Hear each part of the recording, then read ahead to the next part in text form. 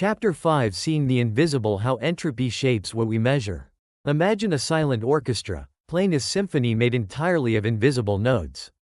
No sound, no instruments, and yet the world responds. This is what it feels like to study entanglement entropy.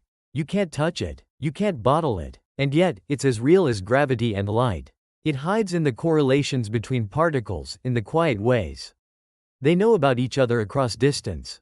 In our everyday world, we might say, two people are entangled if they seem to finish each other's sentences, but in quantum physics, entanglement is far more literal and far more strange. One particle's state affects another's, no matter how far apart they are. In RUEQFT, this strangeness takes center stage.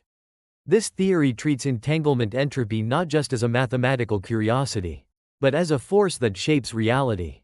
And the question naturally follows: if it's so important, can we measure it? Let's start with a challenge. Suppose you have two quantum systems, A and B. When they are entangled, their joint state isn't just the sum of their parts. It's more like a sentence that only makes sense when you read both halves. If you try to look at system A on its own, ignoring B, it looks fuzzy, uncertain, like a story missing key words. That fuzziness is entropy, but not just any entropy.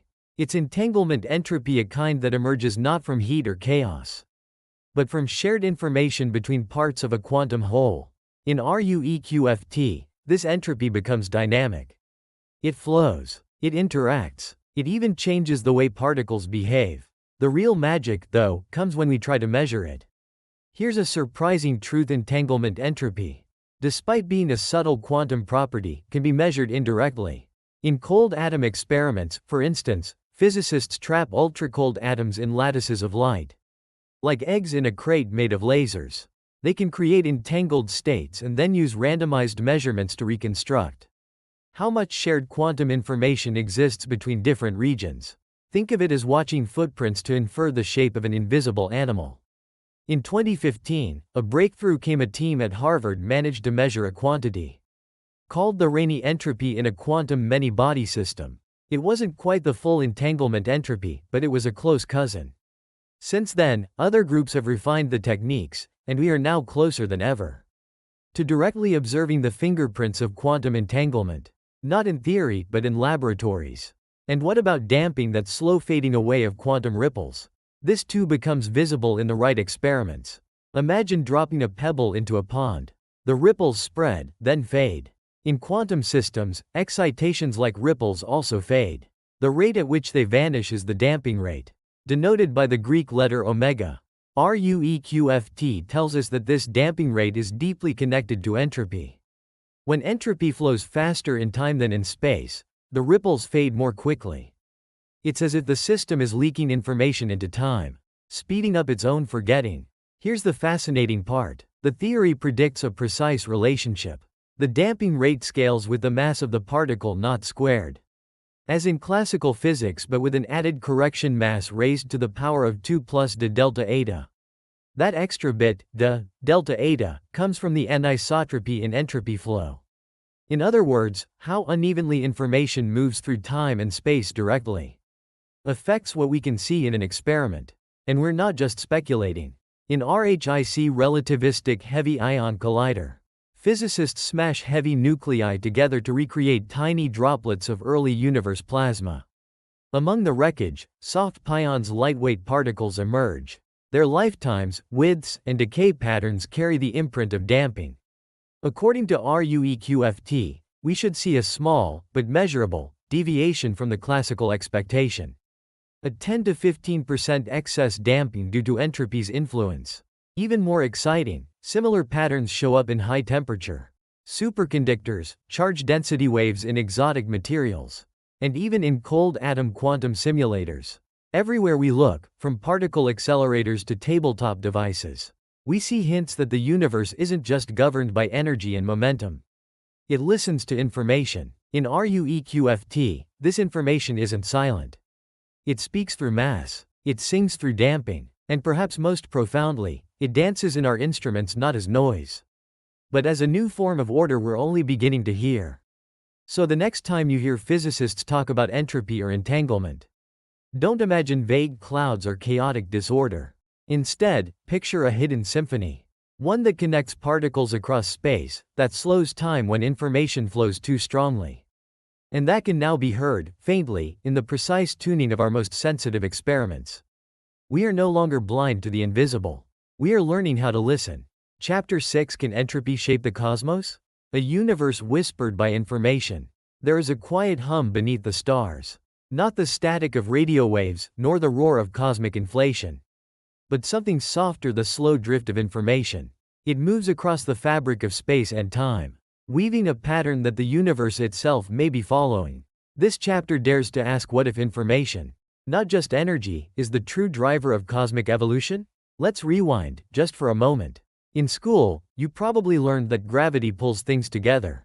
Planets orbit stars. Galaxies spin. The cosmos expands, then maybe collapses, all under the spell of mass and force. But some physicists have whispered a different story.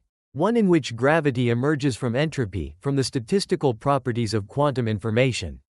This idea, known as entropic gravity, suggests that gravity is not fundamental, but arises like steam from the collective dance of invisible particles. Now enter RUEQFT. This theory extends quantum field theory. By giving entanglement entropy a starring role, entropy becomes dynamic, flowing in time and space. And in doing so, it reshapes how fields evolve, not just in a lab, but potentially across the cosmos. Imagine space not as a blank void, but as a living web filled with fluctuating entangled states.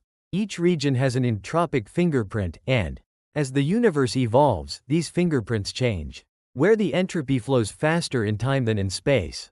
RUEQFT tells us that a kind of resistance of damping arises. Just as friction slows a rolling ball, entropy slows the ripples of particles. Now, take that principle and scale it up. What if the expansion of the universe itself carries a similar entropic flow?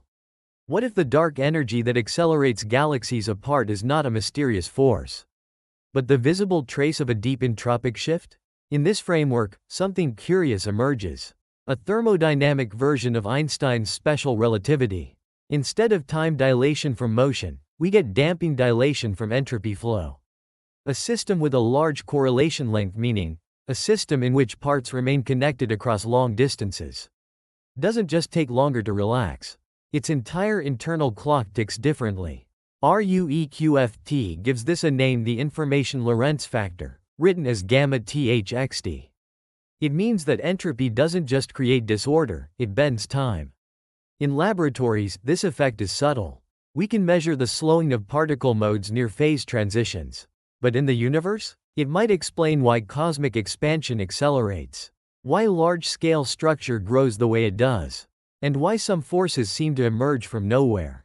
Let's get concrete. In cosmology, the expansion rate of the universe, described by the Hubble parameter, is linked to the rate at which structures like galaxies form. That formation rate, called the growth factor, is something astronomers measure with immense care.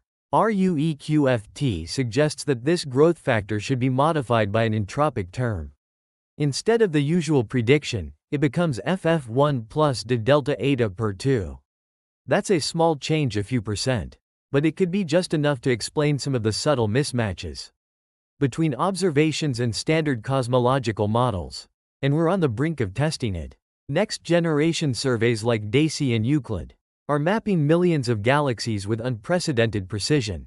If RUEQFT is right, their data may whisper of entropy's guiding hand. But the implications go further still. Think of black holes, cosmic furnaces, where gravity and quantum mechanics collide. Their entropy, famously proportional to the surface area of their event horizon, might not be a dead-end puzzle.